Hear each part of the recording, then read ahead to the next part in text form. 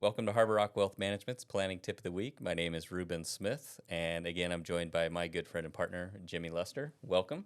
Thanks, Ruben. Thanks for having me back. All right, Glad to be today, here. yeah, absolutely. And sorry to cut you off there, but today we're gonna talk about long-term care insurance again, but in addition to our recent podcast that we had with Brandon Ratliff of Polaris Financial Group, I felt like we missed one key component in that conversation, and that is around what is the cost and what are we planning for. Yeah, I So felt like we needed about 10 more minutes yeah, there, as what seems to happen with a lot of our guests who are full of great material and content and information, it flies. well, So we kind of came to the end and I had to wrap it up, but you brought up a good point. We need to cover this, so we thought we'd jump on it quickly. so thanks for your grace out there in the audience. We are not podcasters, we are financial advisors, so thank you for your patience. Yeah, sure. Before we get into it, stat of the day, are we skipping it today? Oh no, I'm coming with it. There we as go. I always promise, and I only need one today though. It's a walk off. Well, almost a walk off. Almost a walk. I don't know if it was a walk off home run hit by Roger Maris. However, 1961, Maris did not break the record, but he tied Babe Ruth's record. Hit his 60th home run Yep, on his way to breaking the record. that's right. That's Cool, right. cool day in sports Towards history. the end of the baseball season, that was the big Yeah, it's the big kind of talk. Yeah. timely. He with time running out, he didn't feel the pressure. He tied it. What a big day, and then ended up breaking the record. Very cool. Very cool. Well, awesome. Yeah. Well, so getting back into the long-term care discussion, I think today we'll talk about three main types of care. And when it comes to financial planning, why it's so important to plan for this is oftentimes it's referred to in today's dollars. What does it cost today for me if I were to have a long-term care need or Okay. event? But what we got to keep in mind is that this is an expense that oftentimes increases well above whatever regular inflation is increasing at. Sure. So, for instance, in 2021, I believe in-home care increased by 12.5% in 1 year. The cost for someone coming in home and actually providing that care, 12.5% in 1 year. Devastating. Yeah. The same year, assisted living increased by 4.65. So there's no rhyme or reason, Yeah. but it's something that is certainly you gotta take into account, especially when looking at it from a financial planning standpoint. Yeah. Wow. That's crazy. So it's interesting. After the last show with Brandon, it got me a little curious, and Hmm. one of my questions to him was, why don't more people have it? And I think we landed on, some consensus of, well, the obvious ones, it's really expensive. Hmm. I mean, not a lot of people that can devastate someone's financial situation to the point where it really doesn't make sense. They want it, they get why they need it, and it makes sense why they should have it, but they just can't quite strike that check. It'll put them in a bad spot. So I was kind of curious at that point. I wonder how many people out there in the United States have care, some form of long-term care insurance. And I looked at a couple, of the more what looked like reputable sites for that information, and it said about 13% as of 2022 actually Right. have some sort of long-term care. And I'm like, 13%. So that came out to what, like, I don't even remember the stat, like 7 million, I can't remember what it was, 13%, but 70% are expected to need it Right. moving forward. So I'm like, how do you decrease that gap of Right. who has it and who's going to need it? I don't know. Well, it's a good point, and that's exactly why we had him on to kind of get out in front of clients as far as what's potentially on the horizon with what's going on in the state of California is these these additional taxes that could be applied that would pay or go directly into some type of long-term care Right. coverage. Yeah. And to your point earlier was those that maybe want the coverage but can't necessarily afford it. That would be a lower cost option to get at least some coverage Right. and some protection. So Yeah. Interesting. Yeah. Interested to see what that's going to look like. yeah, absolutely. So more to come on that. Well, let's get into the three main types of care and what those national averages are as far as costs. So Okay. the three levels of care that we'll talk about are assisted living, and this is oftentimes more autonomy right? So you have typically have your own apartment, and you can kind of come and go as you please. They offer meals and some services there. Kind of like back to your old bachelor pad. Uh, wow. Still have some independence. Yeah, you still get some. Maybe mom brings by a home cooked meal every once in a while. Sure, sure. Okay. The second level would be as your need for care increases would be nursing home care or skilled nursing. Yeah. Okay. Okay, pretty standard there, where they're administering your meds and things like that. Maybe a little bit more hands-on, A little more 24-hour. elevated care. Yeah. Yeah.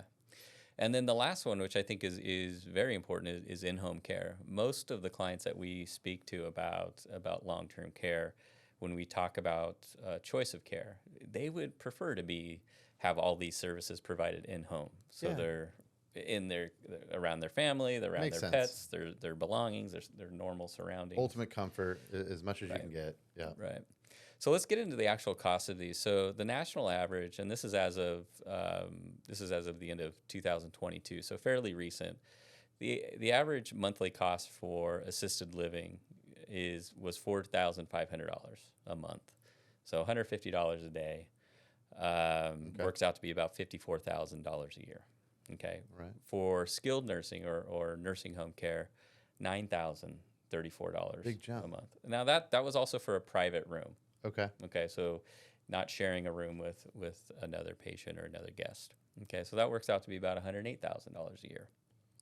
And then in-home, oftentimes in-home care is billed by the hour. So national average for 2022 was $27 per hour.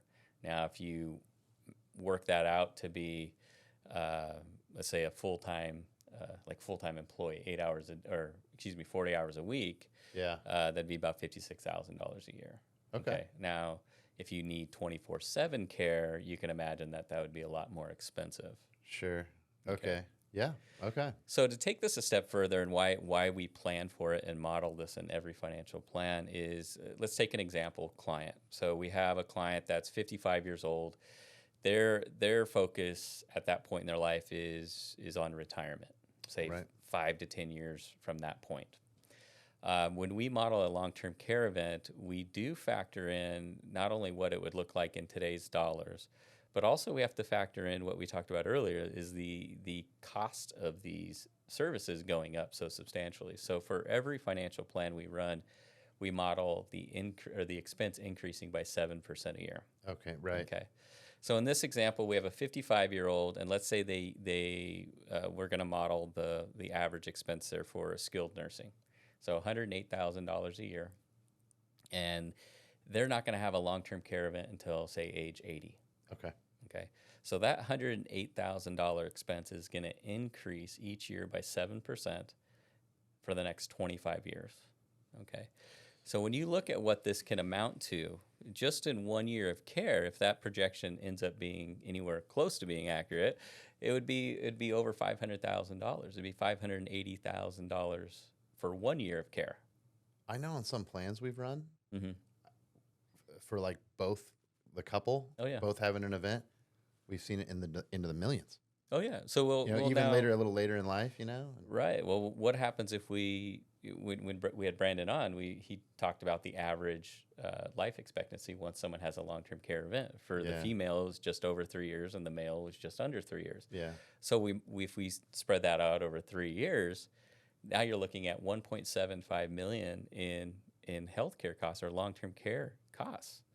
So, okay, in today's dollars, can you stomach a $100,000 event? Maybe, maybe not. Yeah. But you really got to look at what this is going to look like down the road. And if you have, if you have any type of legacy desires and passing on a specific amount of assets to heirs or family, going through an event like this and not having the proper coverage could be detrimental to those plans. To your whole legacy. Absolutely. I mean, think about your estate could be literally, amputated at that point. I mean, severely right. depleted.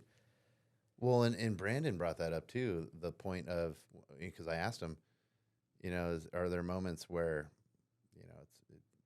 it doesn't make sense coverage wise for someone? And he said, sure, in those small one-offs, the outliers, that their estate is so large that they can stomach whether they're that paying type $1 of million, expense. $5 million, that's Right. not going to Right.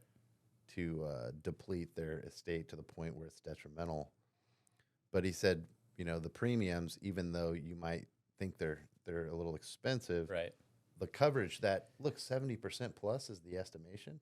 So 70% plus of adults going forward are going to need this coverage. They're going to have a long-term care need. It's going to happen, and it's going to pay. So it really seems like the reward far outweighs the premium. Well, there's a lot of risk there. That's the whole point of insurance, right? You're covering a specific risk. Now, Yeah. Full disclosure, when we go and model clients' plans and we model an event like this, if they have other assets, perhaps they have a real estate They're real estate portfolio, heavy, yeah. or they do have a vacation home or a rental. There are times where we've gone in and modeled, instead of them buying long-term care insurance, that, okay, if this event happens, this is how we're covering it. We are going to sell the rental property, or we're going to utilize the equity in that property to fund this event. Yeah. So there are workarounds. It's not that you have to have this insurance, and if you don't have it, you're just going to miss out. It's depending on everyone's financial situation. It could be different. The recommendation could be different. Once again, that's why the plan is so important. Hey, we're planners. That's what we do. We geek on it. Yeah, absolutely. Well, if you have any questions about any of these topics, or Brandon's recent podcast with us, please reach out. We appreciate you tuning in, and we'll see you next week.